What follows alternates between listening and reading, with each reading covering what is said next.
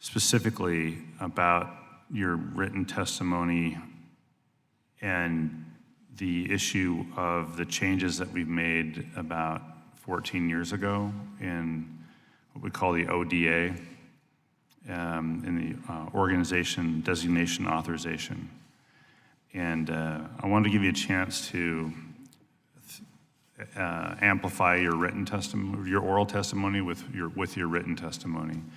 And can you explain, at least in your mind, the change that you think the committee ought to be making, and why we ought to be making any changes to that authority? Michael, do you want to? And it's fine if Michael wants to answer as well. It's fine. And then I'll supplement it later. That's fine. Thanks. Thank you, Mr. Chairman. We as families have become not experts, but we do have some opinions. And we are in touch with a lot of the families from both crashes all over the world, and we'll continue providing input and recommendations. It's not just us, but all the families, because we want to include all of them.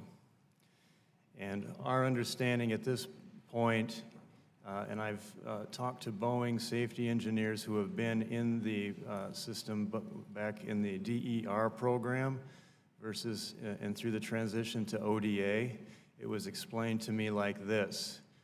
There have always been timeline pressures and financial pressures, but under the older DER program, when, of course, Boeing still paid these engineers, but they reported to FAA, there were two lines of authority, two chains of command, one up through the FAA side, one through the Boeing side, and the safety culture could put a stop to things if something looked wrong.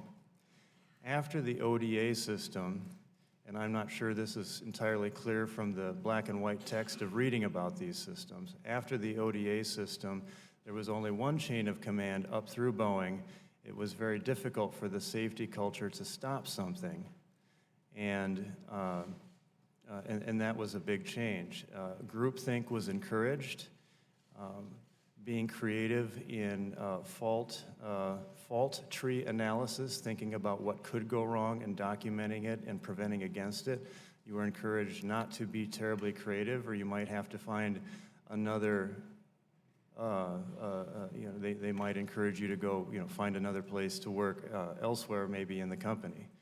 So that is our understanding and of going back to ODA, is that dual chain of command. There may be others. Thank you. Anything to add, Mr. Droege? Sorry? Anything to add, Mr. Droege?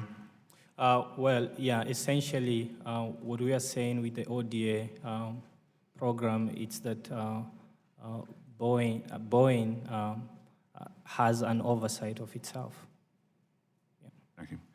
I'm going to turn to Mr. Graves, recognized for 5 minutes.